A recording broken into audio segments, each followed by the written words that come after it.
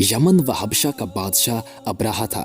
उसने शहर सना में एक गिरजा घर बनाया था और उसकी ख्वाहिश थी कि हज करने वाले बजाय मक्का मुकरमा के सना में आएं और इसी गिरजा घर का तवाफ करें और यहीं हज का मेला हुआ करे। अरब खसूसन कुरैशियों को ये बात बहुत शाक गुजरी। चुनाचे कुरैश के कबीला बनु कनाना के एक शख्स ने आपे से बाहर होकर सना का सफ़र किया और अब्राहा के गिरजा घर में दाखिल होकर पेशाब पाखाना कर दिया और इसके दरो दीवार को निजासत से आलूदा कर डाला। इस हरकत पर अब्राहा बादशाह को बहुत तैश आया और उसने काबा मुज़म्मा को ढा देने की कसम खा ली और इस इरादा से अपना लश्कर लेकर रवाना हो गया। इस लश्कर में बहुत से हाथी थे और इनका पेशरू एक बहुत बड़ा को पैकर हाथी था जिसका नाम महमूद था।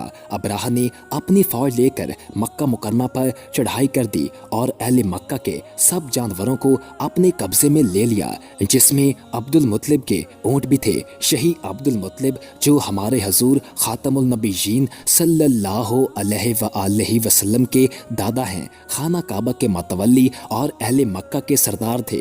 ये बहुत ही रोबदार और नहायती जसीम व बाशिकवा आदमी थे। ये अब्राहा के पास आए। अब्राहा ने इनकी बहुत ताज़ीम की और आने का मकसद पूछा तो आपने फरमाया कि तुम मेरे ऊँटों को मुझे वापस दे दो। ये सुनकर अब्राहा ने कहा, मुझे बड़ा ताज्जुब हो रहा है कि मैं तो तुम्हारे काबा को ढाने के लिए फौज लेकर आया हूँ जो तुम्हारा और तुम्हारे बाप दादा का एक बहुत ही मुक़द्दस व मोहतरम मकाम है। आपने उसके बारे में कुछ भी मुझसे नहीं कहा, सिर्फ अपने ऊँटों का मुतालबा कर रहे हैं। हज़रत अब्दुल मुत्तलिब ने फरमाया कि मैं अपने ऊँटों का ही मालिक हूँ, इसलिए ऊँटों के लिए कह रहा हूँ और काबा का जो मालिक है वो खुद उसकी हिफाजत फरमाएगा, मुझे उसकी कोई फिक्र नहीं। अब्राहा ने आपके ऊँटों को वापस कर दिया। फिर आपने कुरैश से फरमाया कि तुम लोग पहाड़ों की घाटियों और चोटियों पर पनाह गुज़ी हो जाओ। चुनाचे कुरैश ने आपके मशवरे पर अमल किया। इसके बाद हज़रत अब्दुल मुत्तलिब ने काबा का दरवाज़ा पकड़कर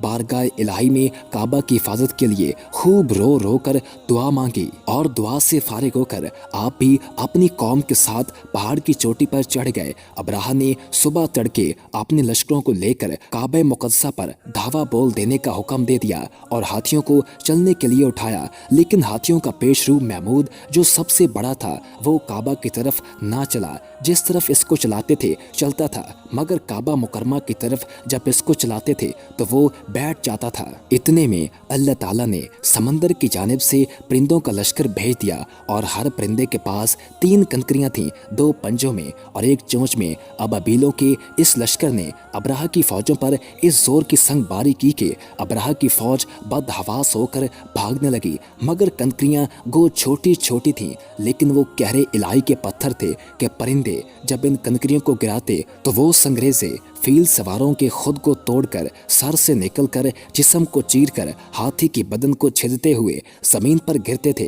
हर कनकरी पर उस शख्स का नाम लिखा था जो इस कनकरी से हलाक किया गया। इस तरह अब्राहा का पूरा लश्कर हलाक व बर्बाद हो गया और काबा मुज़म्मा महफूज रह गया। ये वाक़या जिस साल वकू पजीर हुआ उस साल को अहले अरब आमुल फील हाथी वाला साल कहने लगे और इस वाक़े से 50 रोज़ के बाद हजूर सैयद आलम सल्लल्लाहु अलैहि वसल्लम की विलादत हुई। इस वाक़े को अल्लाह ताला ने कुरान मजीद में बयान फरमाते हुए एक सूरा नाज़िल फरमाई जिसका नाम ही सूरह फील है, यानी ऐ महबूब क्या तुमने ना देखा तुम्हारे रब ने उन हाथी वालों का क्या हाल किया, क्या उनके दाव तबाही में ना डाला और उन पर परिंदों की टुकड़ियां फौजें भेजी कि उन्हें कंकर के पत्थरों से मारते तो उन्हें कर डाला जैसे खाई खेती की पत्ती भूसा। इससे मालूम हुआ कि कुरान मजीद की तरह काबा मुज़म्मा की हिफाजत का जिम्मा भी खुदा वंदे कदूस ने अपने जिम्मा करम पर ले रखा है कि कोई ताकूती ताकत ना कुरान मजीद को फना कर सकती है ना काबा को सफ़े हस्ती से मिटा सकती है, क्योंकि खुदा वंदे करीम इन दोनों का मुहाफ़िज व नेगबान है।